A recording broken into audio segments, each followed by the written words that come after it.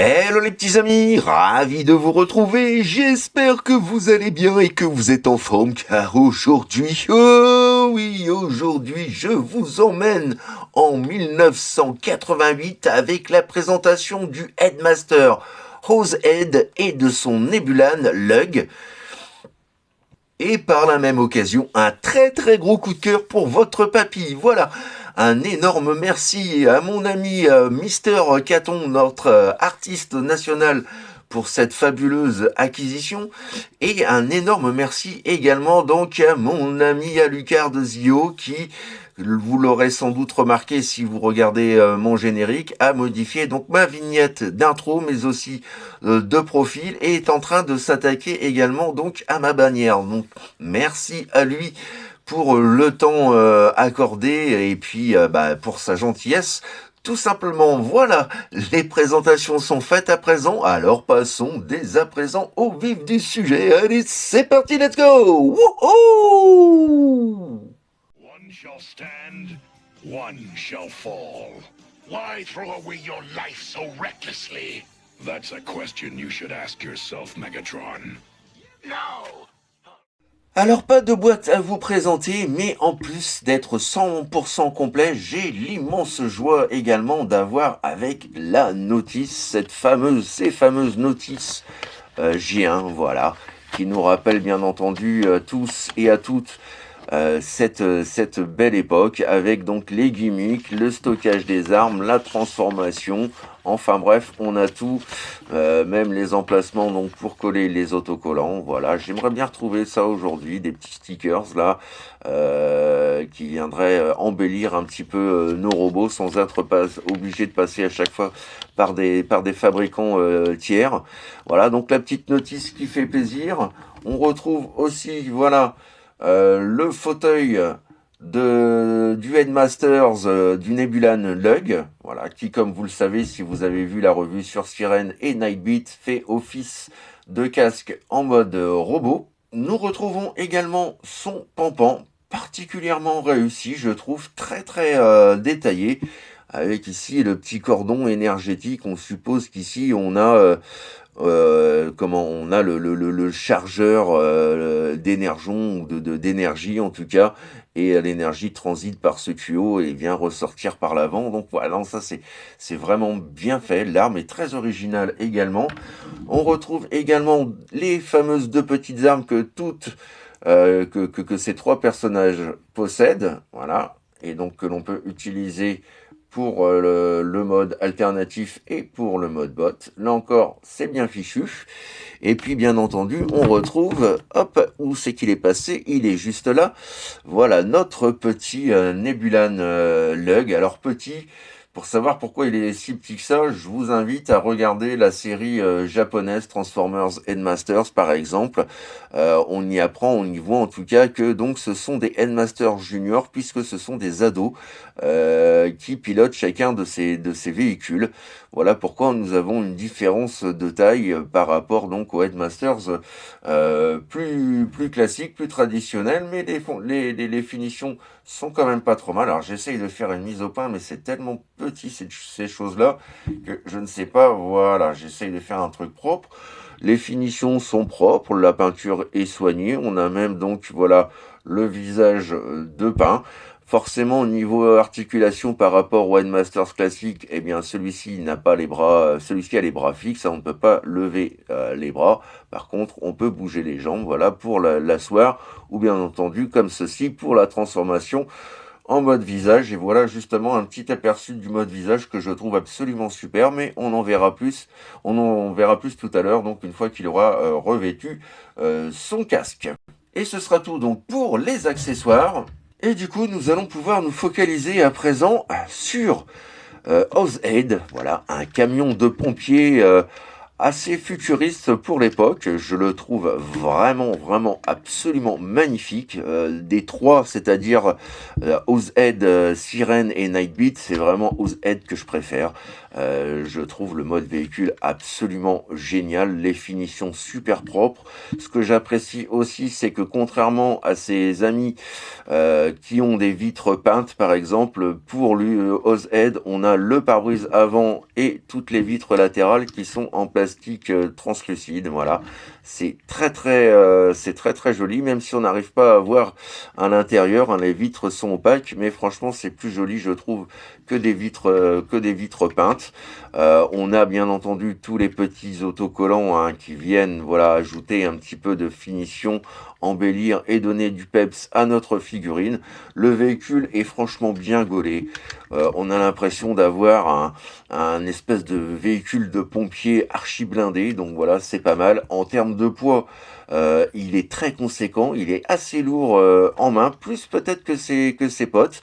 Donc voilà, là encore, c'est un bon point. Et puis surtout, donc, il a des gimmicks que ses potes n'ont pas. On y reviendra juste après. Voilà un petit peu, hein, pour le 360. Donc voilà, très propre. On remarque, hein, que les autocollants sont parfaits. Il n'y a pas un pet, il n'y a pas une tache, il n'y a pas rien n'est cassé. Bon, c'est un jouet qui a été joué, mais vraiment par des enfants soigneux. Et voilà, je suis heureux, franchement, voilà, de l'avoir en si bon état. Et au niveau de l'undercarriage, eh ben, c'est pas si mal. On retrouve ce côté un peu brique, mais voilà, ça reste propre, correct. Peu de jours de vide ou de creux, contrairement aux robots d'aujourd'hui. Et puis là encore, on a quelques petits autocollants qui serviront, quant à eux, donc pour le mode bot. Alors le mode alt, bah, roule parfaitement. Vous voyez, il est véloce, rapide, prêt à interagir donc pour des interventions diverses et variées, et surtout pour en foutre plein la tronche aux vilains Decepticons. Non, franchement, il est super. Niveau gimmick, eh bien, nous avons bien entendu donc voilà l'échelle que l'on peut déployer complètement, et hop, on vient sortir la lance à incendie juste ici. Voilà, donc on a une échelle de toit de taille vraiment très conséquente. Alors on a un petit cran juste ici qui se lock là, qui permet, voilà, de garder rigide l'échelle. Là encore, c'est une bonne chose, je trouve. Et puis donc, on a également sur Ratchet, voilà, le plaisir de pouvoir, voilà, faire pivoter à 360, hop, notre échelle. Vous pouvez même, si vous le souhaitez, la placer dans l'autre sens. Voilà, comme ceci également. Voilà, c'est votre choix, c'est votre jouet. Vous en faites ce que vous voulez, mais je trouve vraiment l'idée sympa. Et bien entendu, donc, on peut aussi y placer, si on le souhaite, voilà, l'arme supplémentaire qui vient servir donc de lance, peut-être, de lance secondaire. Et puis donc, si on le remet dans sa configuration initiale, on peut toujours conserver le blaster, voilà, qui cette fois-ci se retrouve en dessous. Voilà. Gimmick tout simple, mais qui a le mérite d'exister. Et voilà, pareil, j'aurais eu ça gosse, mais mon Dieu, oh, je me serais éclaté, quoi. C'est la folie. C'est la folie, tout simplement. Et vous avez également, hein, on n'oublie pas, voilà, la petite lance, le canon à eau, qui est, voilà, lui-même rotatif. Donc ça, c'est, voilà, c'est un petit plus. C'est un petit plus, mais qui rendait vraiment ce jouet très crédible. Et pour le stockage des accessoires, eh bien, bon, on a déjà vu ce que ça donnait donc pour le pampan. Et pour ces deux petits canons-là, eh bien, vous avez de chaque côté, voilà, un tout petit orifice. Vous venez y placer les canons supplémentaires. Voilà. La limite, on est un mix entre un camion de pompiers et un camion militaire. Et bien entendu, nous pouvons également donc venir asseoir notre petit Lug, hop, dans son fauteuil. Non, c'est dans l'autre sens, je me dis bien aussi, voilà. Donc il est dans son petit fauteuil. Alors là, par contre, contrairement à Sirène et Nightbeat, on ne peut pas le loger à l'intérieur de la cabine, déjà parce que la cabine est petite, et aussi parce que vous l'aurez remarqué, on a voilà, la partie de transformation qui se trouve ici. Alors donc, du coup, eh bien, Hasbro et Takara nous ont proposé quelque chose d'assez original, puisque voilà, vous avez ici et ici, donc ces deux parties qui viennent se fixer, on pousse, on lock, et voilà, du coup, le siège conducteur et sirène se retrouve au milieu du véhicule, non pas à l'intérieur, mais au milieu, donc c'est assez rigolo, mais en même temps, bon, c'est un véhicule d'intervention, pourquoi pas des petits, voilà, des petits pompiers qui se mettent un petit peu partout autour du véhicule. Bon, c'est pas ouf, mais voilà, ça a le mérite d'exister, et au moins, on n'a aucun risque de perdre quoi que ce soit. Vous voyez, tout est vraiment super bien fixé. Bref, voilà, du bon vieux G1 comme je les aime. Alors concernant la transformation, celle-ci est bien évidemment très simple, mais elle a l'avantage aussi d'être assez fun. Elle propose quelques petites idées sympas. Donc voilà, mention spéciale aussi pour la transfo. Donc dans un premier temps, nous allons déclipser et lever, voilà, l'échelle. On prend la partie avant de la cabine et juste avant, on vient ouvrir ces deux panneaux-là à l'avant, comme ceci. Et à présent, vous pouvez, hop, faire une rotation de façon à avoir donc les jambes dans l'axe. Hop, voilà. Donc, on rabat un peu plus, mais vous ne pourrez pas les rabattre davantage, hein, les petits panneaux des jambes. Ensuite, on passe au bras. Hop, on vient les séparer et les mettre en place comme ceci. On en profite avec la glissière pour faire sortir le premier point. Ensuite, second bras, même chose. Hop, on sort le point. Et quand c'est fait, vous avez les deux petits panneaux ici. Et bien, vous les prenez et vous venez donc les rabattre à l'arrière. Voilà, ce qui permet donc de donner un petit peu de finesse à ce niveau-là, d'avoir moins un côté brique et surtout de dissocier vraiment les jambes, les cuisses du bassin. Donc là, j'aime bien aussi cette petite transformation-là. C'est très astucieux. Et on voit que les petits panneaux aujourd'hui existent toujours, bien entendu, dans les transformations. Alors ensuite, donc nous prenons, hop là, notre lug. On vient le replier sur lui-même et on vient, hop, placer. Donc le fauteuil, cette fois-ci, en guise de casque. On vient placer, hop là, ces deux petites armes, donc ici, pour former les antennes, comme ceci et comme cela. Voilà, visage très réussi, je le trouve très bien plus joli que la plupart des visages Headmasters classiques. Voilà, on va faire un petit zoom dessus quand même. Voilà, franchement, le visage a vraiment de la gueule, c'est le cas de le dire. Et puis donc pour finir, on vient, hop, clipser et associer donc le Headmaster, voilà, au reste du véhicule. On lui met son petit pampan et le voici, le voilà, mesdames et messieurs, notre Hozhead transformé. Yes! Et petit 360 donc de notre Hozhead dans son mode bot. Bon, il y a quelques imperfections, on ne va pas se le cacher, notamment ces deux panneaux là qu'on aurait bien voulu les voir se rabattre davantage par-dessus les roues, pourquoi pas. Le backpack est assez gros, mais bon, c'est du gros Headmasters, donc voilà, on ne pouvait pas avoir quelque chose de plus fin ou de mieux fignolé, on va dire. On a toujours ce côté un peu brique en termes de robot, surtout par rapport aux jambes qui ne sont pas séparées, il n'y a pas d'espace entre les jambes. Ça, j'aime un petit peu moins.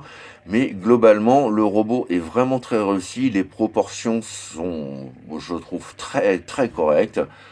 Et là encore, donc en mode robot, eh bien, c'est vraiment mon préféré entre Sirène et Nightbeat, pardon. Alors concernant les articulations, nous sommes vraiment au strict minimum, mais le minimum du cahier des charges. Donc vous le savez très bien, de par la fonction Headmaster, eh bien la tête est fixe.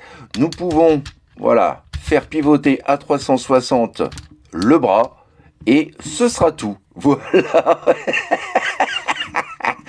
Ce sera tout. On peut bouger les jambes éventuellement, mais bon, voilà, vous voyez, ça n'apportera franchement pas grand-chose de plus à notre personnage. Mais bon, voilà, on a au moins quelque chose qui a le mérite d'être robuste, même super robuste, et voilà peut-être aussi pourquoi il a aussi bien donc traversé le temps. Et niveau gimmick, eh bien, dans un premier temps, nous allons déjà pouvoir étudier d'un peu plus près donc les stats de notre Hozhead. J'enclenche la tête. Hop, dans le compartiment et les stats apparaissent une fois de plus inversées. Et on peut dire que bien, il est très puissant. Alors ça, on s'en doute, hein, au vu de sa carrure. L'intelligence, c'est pas trop mal. La vitesse, ce n'est pas son fort. En même temps, c'est un camion de pompier. On ne peut pas attendre non plus qu'il fasse du 200 km/h. Donc voilà, les stats sont raisonnables pour le personnage. Et quel plaisir, franchement, d'avoir ce petit gimmick. Ça, c'était aussi les belles années G1. Autre petit gimmick, mais bon, là encore, c'est plus, on utilise en fait ce que le robot propose. Si vous faites pivoter, voilà, l'échelle comme ceci, et que vous faites pivoter à nouveau le canon à eau, eh bien, vous pouvez obtenir donc voilà cette arme supplémentaire. C'est possible. En tout cas, on peut le faire. Et petite chose qui n'était à mon avis pas prévue, mais qui nous le permet, nous avons ici donc la vis qui est à l'intérieur dans le creux donc d'un port 5 mm, 5 mm qui correspond à la poignée. Vous aurez compris où je veux en venir, et oui, il est possible voilà, de stocker l'arme aussi de Oozhead à l'arrière. Voilà, ce n'était probablement pas prévu, mais c'est faisable, et là encore, eh bien, ce qui est faisable fait toujours plaisir. Et pour finir, petite photo de famille de nos 3 Endmasters réussis. Et je reviens à ce que je disais au début, hein, mais je trouve quand même qu'esthétiquement, c'est OZ qui s'en tire le mieux. Il est vraiment super. Là, on a vraiment, même si on reconnaît plus ou moins les véhicules inspirés, on a quand même des grosses briques assez creuses. Là, on a quelque chose de très dense, de beaucoup plus robuste et lourd en main, et puis le plaisir également, comme je vous le disais, d'avoir de véritables vitres et non pas de la peinture, voilà, imitant le pare-brise et les autres vitres, voilà. Mais néanmoins, donc, eh bien, cette team fit vraiment très bien ensemble en mode véhicule. Et pour finir cette vidéo en beauté, petite photo de famille de nos 3 Endmasters, cette fois-ci dans leur mode robot. J'adore cette différence de carrure, au Z étant donc le plus fin des trois au final, mais c'est vrai que dans la série japonaise, OZ est piloté vraiment par un tout petit garçon, un petit genou, alors que les deux autres sont plus des adolescents. Franchement, voilà, là encore, tous les trois ensemble, ce n'est que merveille, beauté. Je suis aux anges. Wouhou, que c'est beau! Voilà les petits amis, c'est ainsi donc que s'achève ma revue du jour consacrée au vraiment fort sympathique, Endmaster Ozhead et son Nebulan Lug. J'espère que cette revue vous a plu, vous a permis pour les uns de découvrir cette gamme vraiment unique et pour les autres, eh bien de la redécouvrir tout simplement avec les bons souvenirs qui vont avec. N'hésitez pas bien évidemment comme toujours à me laisser vos commentaires, vos impressions, vos suggestions, bref ce que vous avez pensé donc de ce robot et de cette vidéo. Un énorme merci également pour tous vos petits pouces, c'est-à-dire vos petits pouces et vos petits boosts qui, vous le savez, me font infiniment plaisir, sont source de joie et de bonne humeur pour votre papy, et ça c'est plutôt pas mal, avouez-le. Et comme toujours donc, un petit coucou de bienvenue aux nouveaux abonnés venus rejoindre notre petite famille et communauté de fans de robots transformables et de jouets transformables des années 70 à nos jours. Merci pour votre confiance. J'espère que vous vous plairez parmi nous. Et n'hésitez pas, si vous le souhaitez, bien entendu, à laisser un petit commentaire également. La communauté prend de l'ampleur, les discussions aussi évoluent plutôt bien entre les membres et moi. Donc voilà, on a quelque chose qui continue à se faire de fort belle façon et je vous remercie à toutes et tous franchement pour votre attention et votre bienveillance. Voilà, je ne vous retiens pas plus, on se retrouve normalement fin de semaine pour de nouvelles aventures. D'ici là, portez-vous bien, plein de courage et surtout, n'oubliez pas, faites ce que vous avez à faire, dans l'amour, dans la joie et dans la bonne humeur. Allez, plein de bisous les petits amis, bye bye, tchuss. Et plein de petits bisous encore à mon ami Mister Caton qui m'a permis, voilà, de compléter ce trio que j'espérais avoir depuis maintenant vraiment pas mal d'années. Encore un rêve qui se réalise. Merci mon petit MK. I would have waited an eternity for this. It's over, Prime.